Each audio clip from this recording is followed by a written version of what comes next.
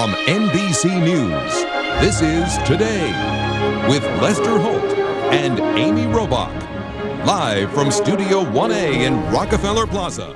And if you fantasize about traveling overseas on an exotic vacation, but the dollars simply aren't there, we've got some options for you. Whether you want to experience Oktoberfest in Germany, the streets of Havana, or go on an African safari, you can do it all much closer to home. But it's amazing how similar the experience might be. We're going to show you how and where to go. All right, looking forward to that. All right.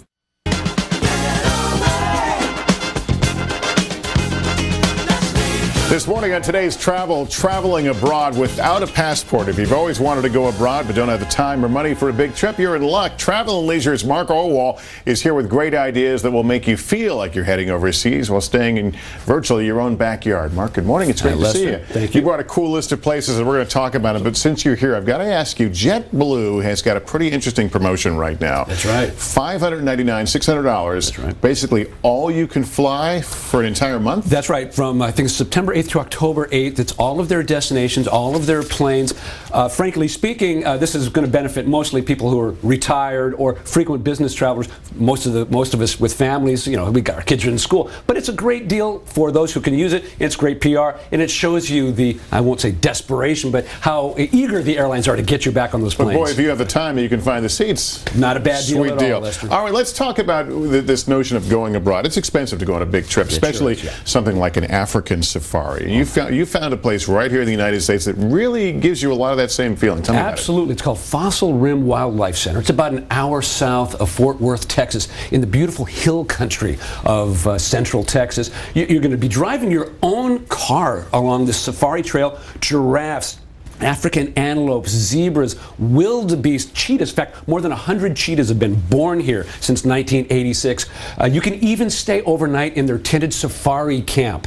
Only $200 a night, right next to the water hole. You can watch the animals gather. Just like you would in Africa. Just like you would in Africa. Fossil Rim Wildlife Center. What a very cool idea. All right, Germany. Yeah. You found a town where you can really recreate the experience of Oktoberfest. You wouldn't think so, but you can. And actually, it's in Columbus, Ohio. It's an area called German Village. A lot of Germans immigrated here in the 1800s. Now this 233-acre neighborhood, they have a place called Schiller Park where they have beautiful gardens and free concerts. They have Celebrate Oktoberfest from September 25th through September 27th at the Ohio Expo Center, sponsored by Schmidt's Restaurant, which is one of the great places to get German cuisine in German Village in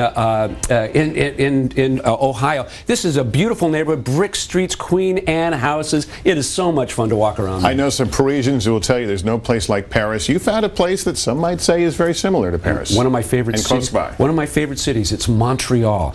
Just about 6-hour drive north into Canada. Montreal has an area that is called Old Montreal, Vieux Montreal, where some of the houses go back to the 1600s. You are going to be able to get French food. You're going to be listening to people speak French signs. It is a great place to hang out in the open air cafes. Go buy art. You're going to feel like you are in Paris. It's so close by. I'm embarrassed I haven't been there because I've heard nothing but great things about Montreal. Sounds like a great place. Beautiful city. Let's talk about Havana, Cuba. It's close by, but historically it's been difficult to get there. But Miami obviously has a thriving Cuban community, and there's an area there that you recommend. That's right. It's called Little Havana, and specifically the area called Southwest 8th Street, or Calle Ocho, as they call it down there. One of the best Cuban food you're going to find in Miami. There is a park there called Domino Park where all the older generation come and hang out every day.